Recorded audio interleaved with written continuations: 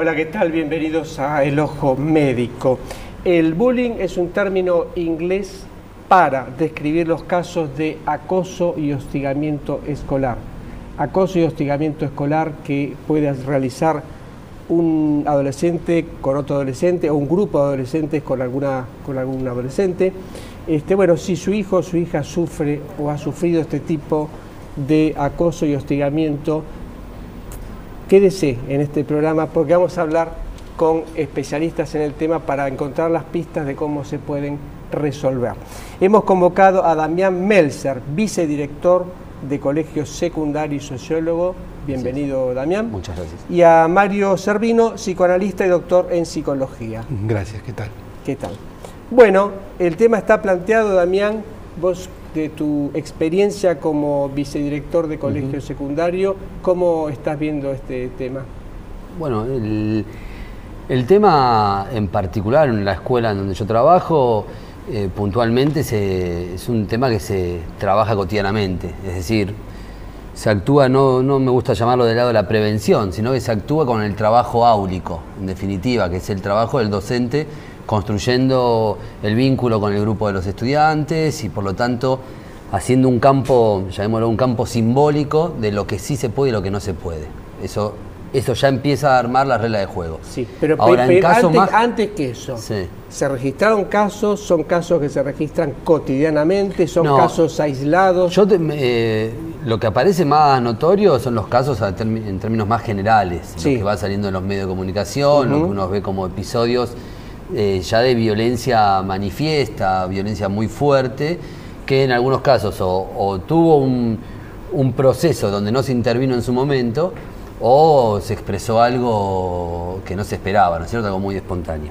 En nuestra cuestión más particular, en nuestra escuela, hemos tenido situaciones en las cuales se han intervenido y se ha resuelto el tema. Puntualmente, hace unos años atrás, un grupo de chicos que en una hora libre estaban entre ellos hablando, bueno, en el propio proceso se van aburriendo de la propia conversación, empiezan a filmar a un compañero que no es amigo o no es miembro de ese grupo.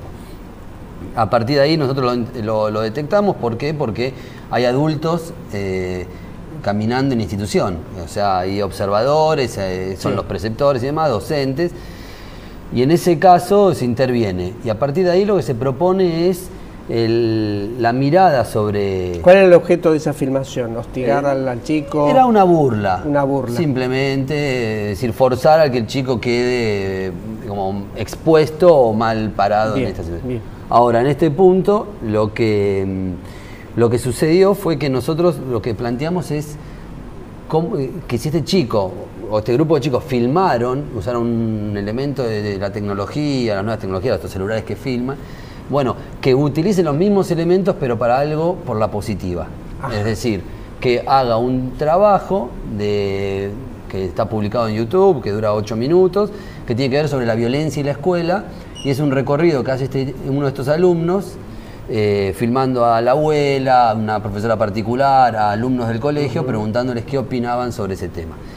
Lo que me parece fundamental acá es justamente, si se quiere, para que nos llevamos de acá, dos cosas. La primera, la intervención de los docentes y de los adultos, marcando lo que sí y lo que no. Y la segunda, el tipo de intervención, es decir, intervenir para que lo que sucedió de una manera puede ser de otra forma, no meramente una cuestión normativa, de sanción, casi si quiere expulsiva, claro, ¿cierto? Sino, bueno, con lo que hiciste, ¿cómo se puede hacer otra cosa de eso? Mario, desde el punto de vista de la psicología, ¿cómo cómo es esta situación del chico que agrede al que es más débil o al que es distinto. Sí, ahí tenemos que, digamos, ver varias cuestiones que son fundamentales. La primera es, como hablamos hace un ratito, la construcción de la figura del débil y el fuerte, que va totalmente ligada a las nuevas lógicas de los procesos segregativos que se producen en el mundo contemporáneo. Pues este es un fenómeno además mundial, no es un problema que ocurre solamente aquí o en algunos países, sino que es un fenómeno mundial de una gravedad creciente además. Sí, en Google hay páginas de bullying de todos los países del mundo. Sí. Y además, bueno, con situaciones realmente graves, como es la matanza masiva en algunos lugares de compañeros, profesores.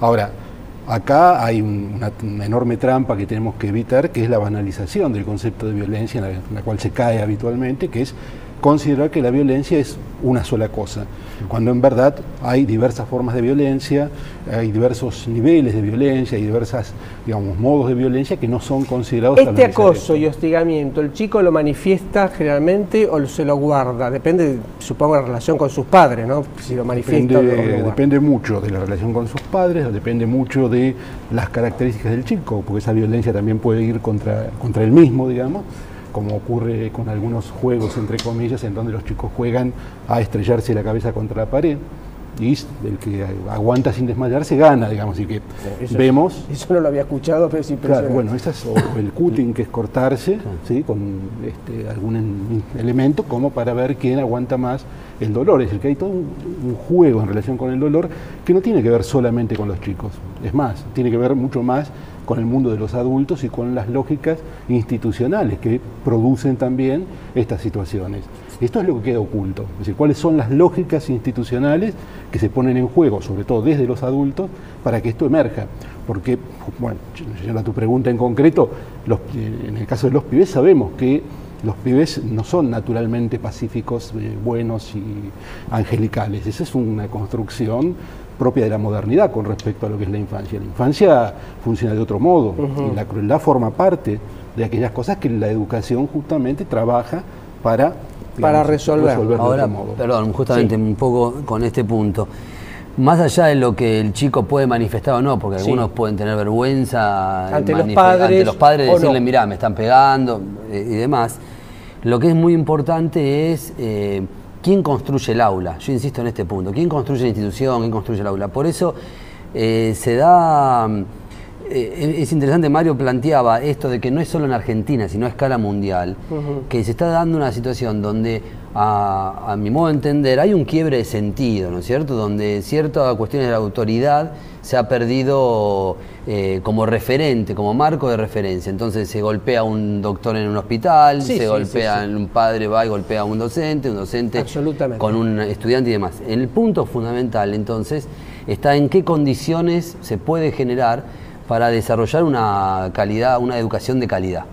Entonces, es complicado cuando de repente un docente tiene muchos lugares para sostenerse económicamente, entonces no puede pensar un grupo y pensar a ese grupo en su dinámica y trabajar con ellos. ¿Cómo están, bueno, hablando de docentes, cómo están los maestros en su capacitación para atender, maestros, profesores, este tipo de situaciones? Yo creo fundamentalmente... ¿Hay capacitación para eso? Hay poca capacitación en términos de formación docente sobre este tema. Sí. Ahora, lo que sí creo es que lo que sucede, esto es lo complejo. Habían 10 proyectos de ley dando vuelta, ahora se hizo media sanción a uno. Sí. De esos 10... Es un saludo a la bandera según declaraciones off the record tuyas. Off the record mía, sí, es un saludo a la bandera. Ahora, el punto fundamental es el siguiente, que me parece interesante. La fundamentación de los 10 proyectos en su momento, lo que fundamentaban era que había una bancarrota social. Es decir, ¿qué decían los fundamentos? Decían, hay crisis de valores, hay crisis económica, hay crisis en todos lados. Entonces, ¿cómo eso lo puede solucionar la escuela? Este es el desafío. Se le plantea a la escuela un desafío de reestructurar lo social. Crisis. Que claro, que tiene que solucionar la crisis, que le entra a la escuela. Bien. Entonces, perdón, digo, para cerrarte esta idea ante tu pregunta, el docente yo creo que está capacitado hacia dar la formación de la disciplina que tiene que dar. Lo fundamental es que un docente trabajar con 40, 30 chicos en un aula también es muy difícil, ¿no es cierto? Para trabajar en esa dinámica de la que traía Mario, de las particularidades de cada alumno. ¿Este tipo de hostigamiento o acoso tiene que ver con alguna característica social? O sea, ¿se da más en escuelas pobres, en escuelas ricas, en escuelas del medio, o no tiene nada que ver con esa historia? No, la variable, por lo menos en las investigaciones que yo desarrollé sobre estas cuestiones, no. Pregunté antes de la relación del niño con sus padres y la posibilidad de expresar esto del acoso con sus padres o con su maestro, su profesor. ¿Y cómo actúan los padres del agresor? En general reconocen que su hijo tiene un problema o dice, pero mi hijo es un ángel, ¿cómo puede ser que esté haciendo eso? ¿Cómo actúan los padres? No sé. Hay una diversidad, digamos, de reacciones, pero es cierto que hay un predominio importante de la negación, ¿no? Frente a estas situaciones que son complejas. Pero la negación no es solamente de los padres, porque esta es otra cuestión. Bueno, la violencia o el bullying es culpa de los padres que no cuidan a sus hijos.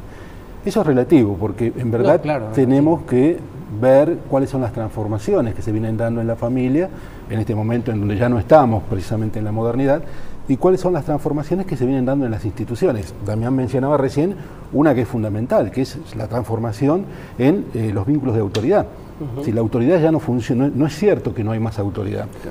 Lo que hay es una transformación en los modos de producir autoridad, que ya no se produce como en los tiempos modernos, digamos, no se produce como en la película de Carlitos Chaplin, digamos. Bien, el padre del chico que ha sufrido el acoso, que ha sido hostigado, generalmente, ¿cómo actúa? Agarra, se pone unos guantes y va y los muele a trompadas al que lo hostigó, va a hablar con los docentes, le dice al chico, dejate de jorobar, estas cosas pasaron siempre y yo no iba a llorar a mi padre.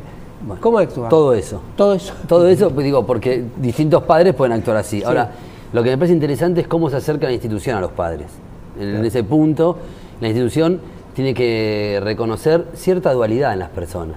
Digo, uno puede ser una persona muy tranquila en el aula y se va al club y no es muy tranquilo en el club. O un chico que es más tímido en tal lugar es más desinhibido en otro ambiente. Sí. Entonces, estas cuestiones me parece que se pueden trabajar con la familia justamente marcándole, miren, acá hay algo que se ve, que es esto se está detectando, ya sea para el que hostiga, el que golpea, o para el que es hostigado o ha recibido los golpes. Sí, pero para el padre que tiene su hijo hostigado, ¿vos qué le recomendarías? Que lo primero que tiene que hacer, ¿qué? ¿Llamar al padre del hostigador? ¿Ir a la escuela? ¿Qué tiene que hacer? Lo primero que tiene que hacer es comunicarse con la escuela y confiar en la escuela. Y la escuela va a trabajar, porque vienen trabajando con los chicos día a día. Si el hostigamiento se generó en ese espacio tiene que resolverlo. ¿Lo puede resolver? Por supuesto. ¿Hay que cambiar al chico de escuela? No, hay que resolverlo dentro de la escuela. Yo considero más. Incluso yo planteo un desafío que me parece que es un desafío entre creativo e interesante, que es justamente los actores principales de la vida escolar son los que tienen que resolver este problema. ¿Quiénes son los actores principales? Bueno, los estudiantes y los docentes. Es un gran desafío. Y hablando de desafíos, hay una película, un video que... ¿Cómo fue la historia de ese video? Un poco lo comentaba en ese momento, ¿no? Claro, que es un chico que hizo una grabación ahí a su compañero y después la intervención de institución le planteó que, ya que grabó a un compañero molestándolo, que haga una grabación en base a... Un desagravio, una suerte de una especie de desagravio. A ver, lo vamos a ver entonces. Hay una cosita interesante. Un pedacito. Ahora volvemos, lo vemos y volvemos.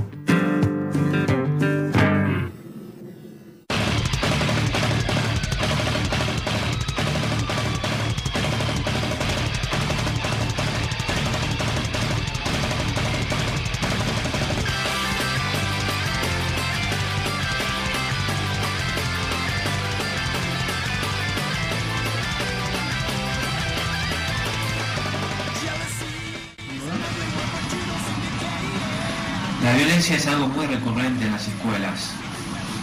Esto no debería ser así.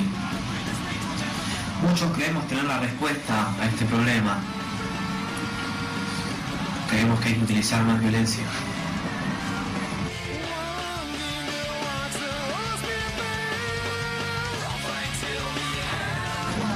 Es impensable para una sociedad como la nuestra, en la cual todos tratamos de convivir, resolver las cosas de esta manera. La violencia está muy arraigada a nuestra sociedad. ya sea por el material violento que hay al alcance de uno o por una mala educación.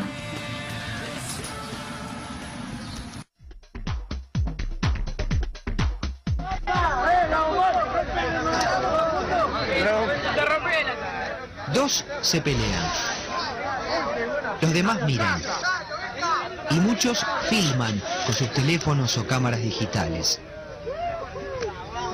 Esto pasa un día cualquiera, a cualquier hora, en cualquier plaza cercana a cualquier escuela. Un conflicto entre adolescentes se resuelve así, a las trompadas. No llama la atención que los demás miren, sí sorprende su inacción absoluta. Nadie se para. Nadie se mete, nadie toma partido ni por uno ni por otro.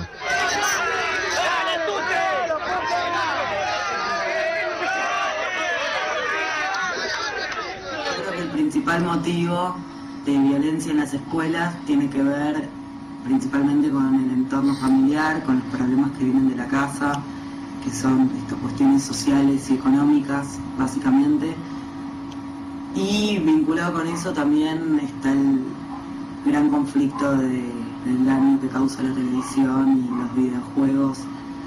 Por eso hablábamos recién de la película Elephant de Gus Van Sant y también estábamos hablando de Bowling for Columbine. Muy bien, un video sumamente interesante. Mario.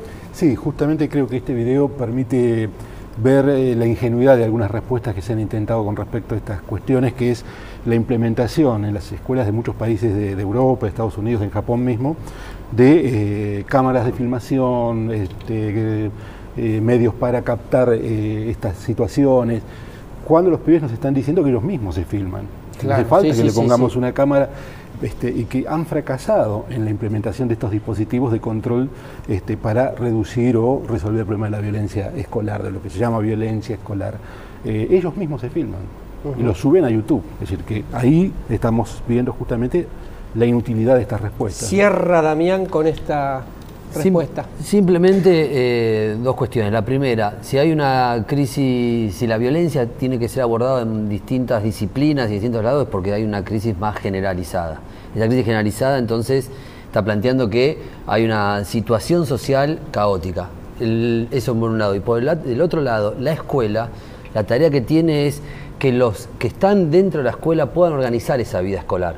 Los centros de estudiantes, consejos de convivencia organizados por los propios alumnos, los centros para docentes dentro de la propia escuela, para pensar juntos qué tipo de escuela se quiere. Damián Meltzer, Mario Servino, gracias por estar en el Ojo Médico. Nosotros nos vamos al próximo bloque.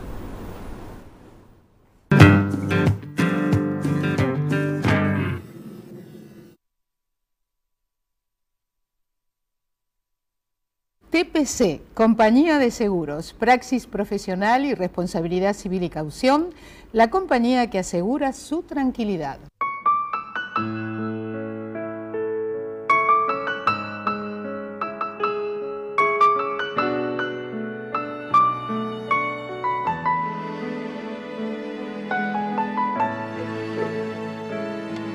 Me emocionó esa forma de decirme, te queremos mucho, mami. Lleva siempre con vos el abrazo de quienes más te quieren. Federación Patronal Seguros te invita a demostrar todo ese amor que sentís por tu familia, respetando las normas de tránsito. FEMédica, protección médica, atención médica de excelencia, los mejores sanatorios, captamos los aportes de su obra social, calidad en salud a su alcance. Solicite promotor al 0800 333 3308 o ingrese a www.femedica.com.ar. Mercantil Andina Seguros. Llámenos al 0810-888-6262 o consulte a su productor asesor. En el idioma de las no palabras, el viento nunca se lleva las palabras, porque van directo al corazón.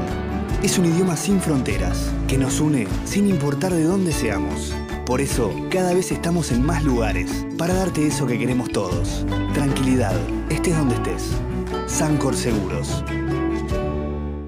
Mediar, Medicina de Argentina, call center, alta complejidad, red de prestadores, el complemento ideal para su empresa de salud. Mediar, Medicina de Argentina.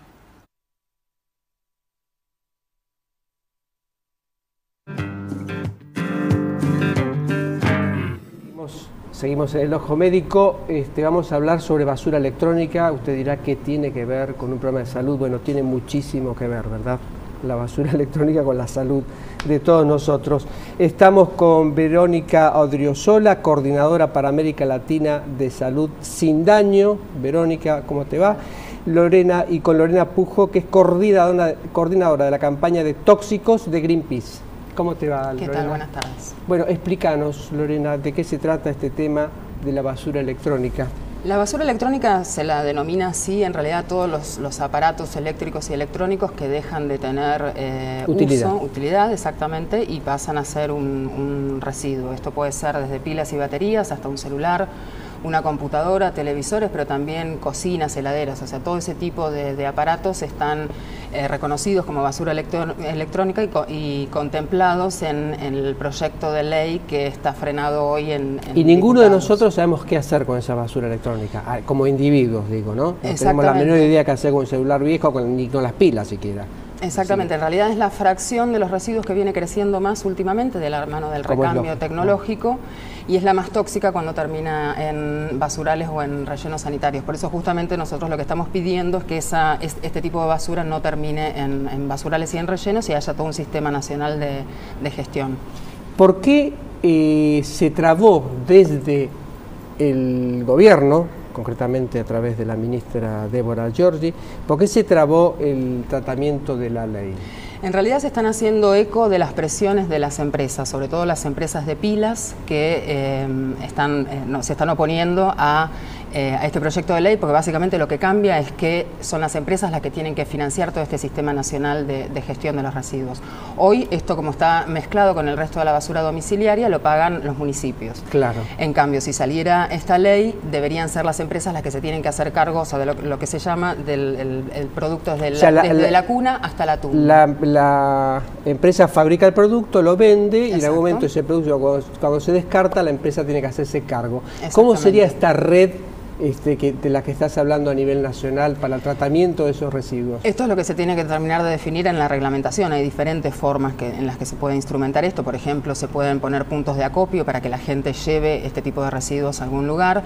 O, por ejemplo, cuando uno compra un televisor, puede llevar el televisor viejo que ya no funciona. Son distintas formas en las que podría funcionar, pero lo importante siempre es que es la empresa la que tiene que financiar todo esto. Ustedes que son una organización internacional, ¿hay algún país modelo que uno dice qué bien que están tratando este tema ese país y cómo lo hacen? Hay normativa en Europa, por ejemplo, en algunos estados de Estados Unidos, incluso se está trabajando en algunos países de América Latina. Digo, también por eso nosotros estamos denunciando que las mismas empresas que son internacionales se oponen a esta ley acá, pero están cumpliendo esa normativa en otros países, claro.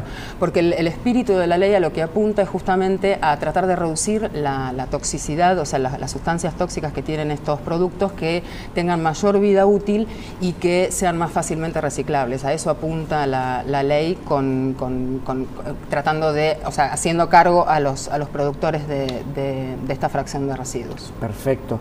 Bueno, Verónica, vos tenés que hablar la parte de salud en sí misma. Es que, bueno, justamente el problema es que ha crecido enormemente la cantidad de residuos que se generan de este tipo y que van a parar o bien a sistemas de recuperación y reciclaje precarios. Cualquiera que ande por el conurbano va a encontrar en algunas esquinas cúmulos de pantallas o de monitores desarmados o en sitios donde se queman los cables para recuperar el cobre. En fin, hay un circuito de recuperación informal sometido a prácticas que son súper riesgosas para la salud de quien las manipula, justamente porque, como decía Lorena, son productos que tienen sustancias tóxicas que cumplen distintas funciones. ¿Cuáles son esas sustancias tóxicas concretamente? Bueno, desde metales pesados como mercurio, como plomo, cadmio, cromo, algunos de ellos son neurotóxicos, son cancerígenos, mutagénicos, en fin, sustancias toxicidad reconocida, u otras de otro tipo de sustancias, como algunas sustancias orgánicas como retardantes de llama, digamos, sustancias químicas que se ponen a cumplir una función. En este caso, los retardantes de llama que se emplean son sustancias químicas que una vez en el ambiente son súper persistentes, no se pueden degradar fácilmente. Eso no solamente genera daños en la fauna, sino también en las personas. Hoy claro, una de las cosas que se hace para conocer el impacto o la exposición humana a algunas sustancias químicas que están presentes en los productos que nos rodean en el ambiente es medir su concentración en tejido humano. Y por ejemplo, los retardantes de llama que se usan en los aparatos eléctricos y electrónicos, aunque no exclusivamente allí, se miden en leche materna.